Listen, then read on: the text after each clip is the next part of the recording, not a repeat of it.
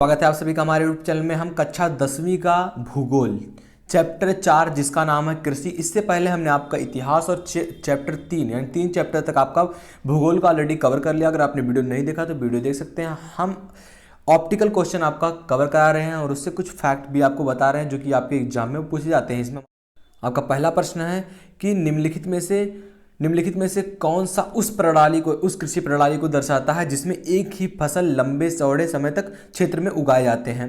तो ऐसी कौन सी फसल होती है? स्थानांतरित कृषि या फिर आपका रोपड़ कृषि, बागवानी कृषि या गहन कृषि। एनसीईआरटी में बड़ा ही इंपॉर्टेंट क्वेश्चन है, एनसीईआरटी में भी ये क्वेश्चन है। तो इसमें जो आपका करेक्ट आंसर रहेगा वो होगा आपका रोपड़ कृषि। जो निम्नलिखित में से जो लंबे चौड़े क्षेत्र में उगाई जाती है एक ही फसल, उसे कहते हैं रोपड़ कृषि।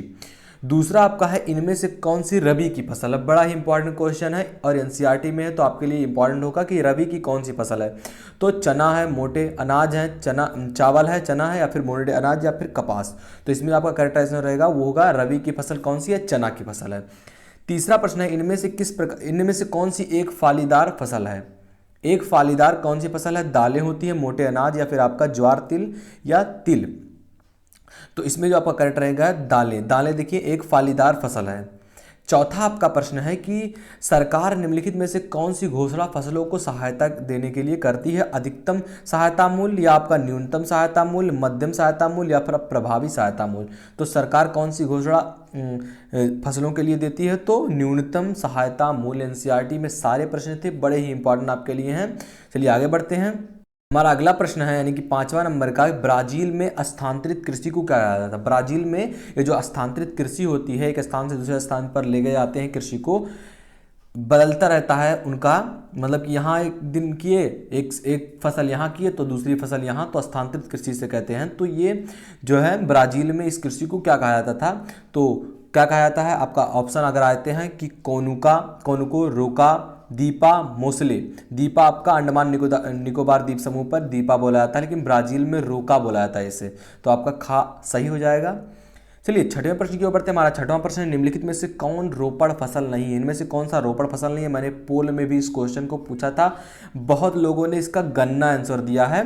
तो गन्ना और रबड़ ये लगभग 80% लोगों ने इन दोनों पर ही वोट किया है, लेकिन जो आपका करेक्ट आंसर रहेगा आपका गेहूं एक रोपड़ फसल नहीं है। 7वां नंबर का आपका प्रश्न है कि चावल के उत्पादन में भारत का विश्व में कौन सा स्थान है? तो पहला स्थान है। पहला स्थान आपका करेक्ट हो जाएगा। चावल के उत्पादन में भारत का पहला स्थान है और कहीं कहीं किताबों में आता है कि चीन का पहला स्थान है, लेकिन कंफर्म नहीं है। लेकिन अगर आप क्वेश्चन आता है तो आप पहला ही लगाकर आएंगे। चलिए 8वां नंबर का आपका प्रश्न है कि रागी का उत्पादन किस राज्य में नहीं किया जाता है? रागी एक उत्पाद है जिसका उत्पादन किस राज्य में नहीं किया जाता है? कर्नाटक में, उत्तराखंड में, अरुणाचल प्रदेश में या फिर आपका पश्चिम बंगाल में। तो पश्चिम बंगाल में इसकी खेती नहीं की जाती है, इसका उत्पादन नहीं होता है। मलबरी का संबंध किससे है? आपका अगला प्रश्न है मलबरी का संबंध किस चीज़ से है? कपास से है, रेशम से है, जूट से है या फिर रबड़ से है? तो आपका करेक्ट आंसर रहेगा रेशम। रेशम से मलबरी का संबंध है। ये थे दोस्तों कक्षा 10वीं चौथा चैप्टर भूगोल के ऑप्टिकल क्वेश्चन। आशा करेंगे कि यही प्रश्न आपके एग्जाम में पूछे जाएं। इसके बाद हम अगला चैप्टर आपका पढ़ने वाले हैं जिस चैप्टर का नाम है खनिज तथा ऊर्जा संसाधन। अगर आपने वीडियो नहीं देखा है तो प्लीज़ आगे वो वीडियो देखिएगा जरूर। इसके लिए आपको चैनल को सब्सक्राइब करना होगा, तो प्लीज़ चैनल को सब्सक्राइब कर लेगा, बगल में जो बेल आइकन दिख रहा होगा सेट करिए, अपने दोस्तों में शेयर कर दीजिए। मिलते हैं आपसे अगली वीडियो में, तब तक के लिए जय हिंद, जय भारत।